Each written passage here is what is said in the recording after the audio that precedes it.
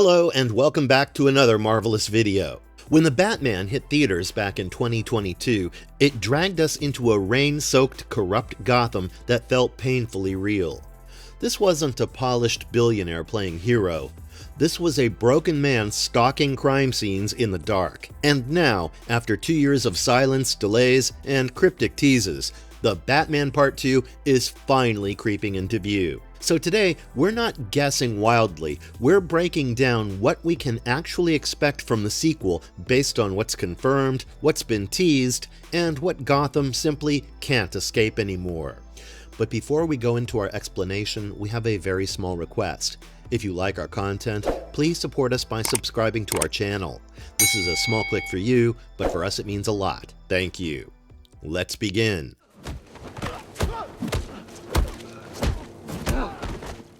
The long-delayed release date. The Batman Part 2 is officially locked for release on October 1st, 2027, and that long gap isn't accidental or random. This sequel has gone through multiple delays, not only because Matt Reeves and Warner Bros. Refused to rush it.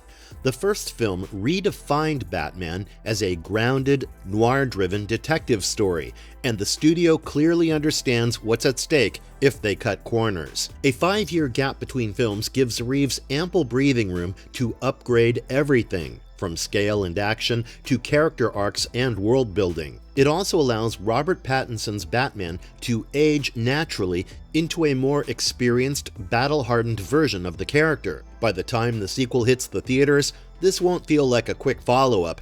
It'll feel like the next true chapter. And strategically, that October slot places it right back into dark, prestige blockbuster territory, exactly where the Batman thrives.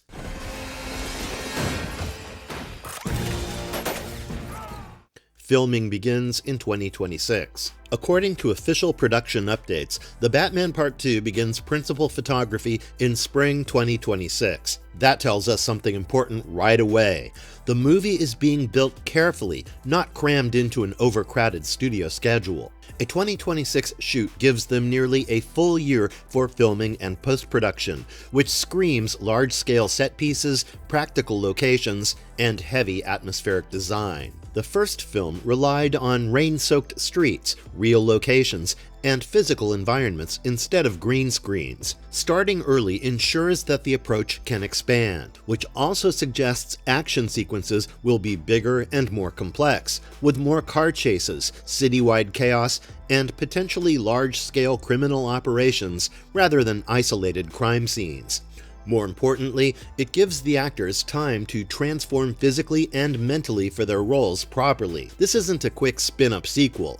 It's being treated like a major cinematic event with long-term payoff. The core cast is back. Robert Pattinson, Jeffrey Wright, and Andy Serkis are all confirmed to return, which locks in the emotional core of this universe. Pattinson's Bruce Wayne was still raw, withdrawn, and emotionally fractured in the first film. The sequel gives him room to grow from a symbol of vengeance into something more complex, possibly even a public figure shaping Gotham's future. Jeffrey Wright's Jim Gordon remains the moral anchor inside the police department, and his partnership with Batman is still one of the most grounded, realistic versions we've seen on screen. That dynamic will only deepen as Gotham's power struggles grow messier. Andy Serkis's Alfred brings a quiet sense of emotional gravity. Their relationship was barely repaired by the end of The Batman.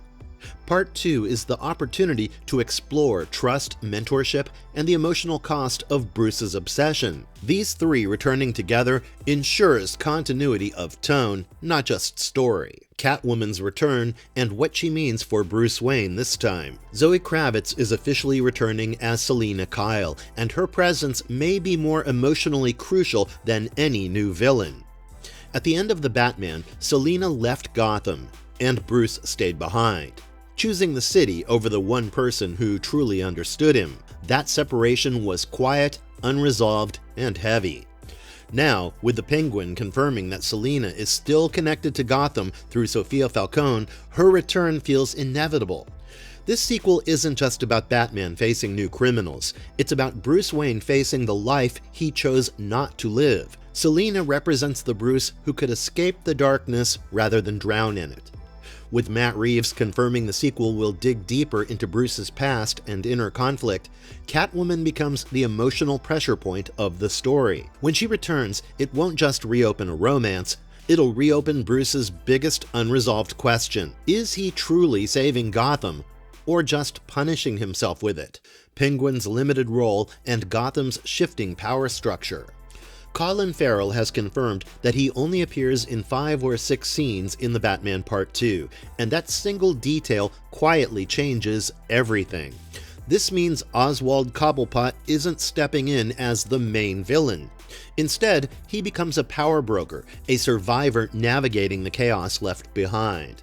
The Penguin series ends with Gotham still broken, the bat signal lighting up again, and the criminal ecosystem wide open for new predators. The sequel is confirmed to take place just weeks after the Penguin, which means the city has no time to heal. Falcone's empire is gone, Sophia is out of the equation, and every street-level faction is scrambling for control. Penguin isn't ruling the city, he's fighting to keep his place in it. This turns Gotham into a battlefield of emerging criminal powers rather than a kingdom ruled by one tyrant. For Batman, that means fewer clear targets and far more dangerous moving pieces. The Batman Part 2 is still an Elseworlds Batman.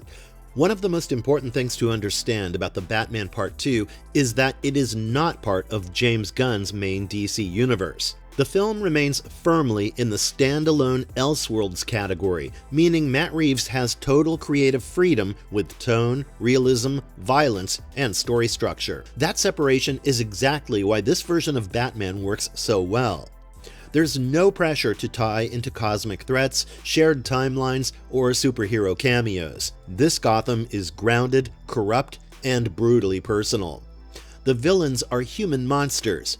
The danger feels real. Staying outside the main DCU also protects the identity of this franchise. Reeves can continue his slow-burn detective storytelling without worrying about multiverse rules or crossover obligations. This remains a crime saga first and a superhero film second, which is why expectations for Part 2 are so high. A darker, more psychological story than the first film. Matt Reeves has been clear that the Batman Part 2 will push even deeper into the psychological side of Gotham and its characters. The first film already leaned heavily into noir, trauma, and moral decay, but the sequel is expected to explore what happens after the city has been broken. Gotham isn't just corrupt anymore, it's also wounded, which opens the door for more mind-driven conflicts rather than just physical ones. Batman won't just be fighting criminals, he'll be confronting the long-term consequences of fear, chaos, and public distrust. The sequel is also expected to challenge Bruce Wayne internally, his belief system, his methods, and whether vengeance alone is truly enough to save a city that keeps falling apart. Expect fewer hero moments and more uncomfortable psychological pressure. The Batman Part 2 is shaping up to feel less like a comic book sequel and more like a crime thriller spiraling into madness. Gotham's power vacuum will be the real battlefield. By the end of The Batman, Gotham's entire criminal structure collapses. Falcone is dead, the city is flooded, the politicians are exposed, the police are compromised. That kind of collapse creates opportunity, and The Batman Part 2 is expected to focus heavily on what rises to fill that vacuum. That's precisely where organized crime, political manipulation, and street-level chaos all collide. With Penguin forming his own criminal empire and other factions likely emerging, Gotham becomes less about a single central villain and more about competing powers tearing the city apart from within. For Batman, this changes the game. He won't be hunting a single mastermind. He'll be navigating a war zone of shifting alliances and unpredictable enemies. This turns the sequel into something closer to a crime epic, where power struggles matter just as much as physical confrontations. A bigger, more expansive Gotham than we've ever seen. The Batman Part 2 is expected to film extensively at Warner Bros. Studios Leavesden, as well as in central cities in the UK like Liverpool and possibly Glasgow. That signals one major upgrade right away: scope. The Gotham we saw in the first film was dense, claustrophobic, and rain-soaked. The sequel is expected to expand outward, showing more of the city's districts, infrastructure, and criminal zones. So, larger chase sequences, more vertical landscapes, wider crowd shots, and more cinematic world building.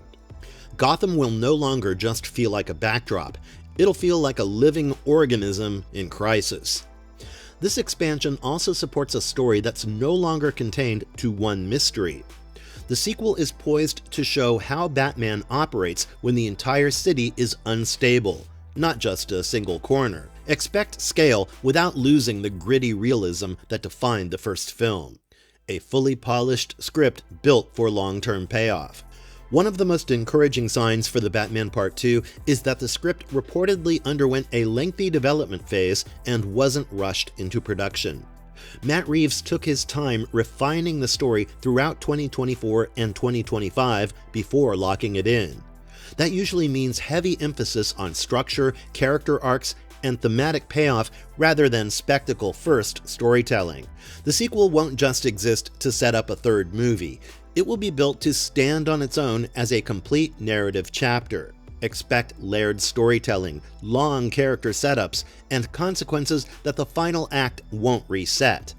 In a superhero era dominated by quick turnarounds and rebuilds, a carefully developed script is a rare advantage.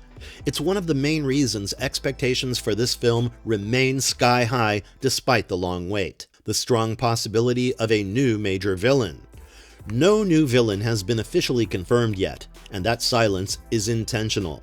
Warner Brothers and Matt Reeves are clearly holding the reveal close to the chest. But given how the first film was structured, the Batman Part 2 is almost sure to introduce a new central antagonist rather than recycling past enemies. The difference this time is pacing. The first film was built around mystery, investigation, and slow escalation. The sequel will likely introduce a villain whose presence spreads across the entire city rather than operating in secret. This opens the door for someone tied to Gotham's political corruption, organized crime, or ideological extremism. Whoever it is, expect a villain rooted in realism and fear.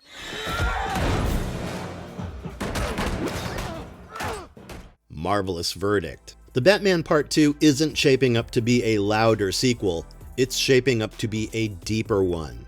Less about spectacle, more about consequence. Less about fantasy, more about fear, power, and the fragile line Bruce Wayne keeps walking between justice and obsession. With Gotham still broken, new criminal forces rising, and old emotional wounds reopening, this sequel has the potential to be even more haunting than the first. Now, the only real question is, can Batman save a city that may not even want to be saved anymore? If you enjoyed this breakdown, drop a like, tell us in the comments what you're most excited to see in the Batman Part 2, and don't forget to subscribe for more deep dives into the darkest corners of pop culture. I'll see you all in the next one, and if you liked our content, don't forget to leave a like and subscribe to us if you haven't already. Have a good one, and be safe. Thanks, everyone.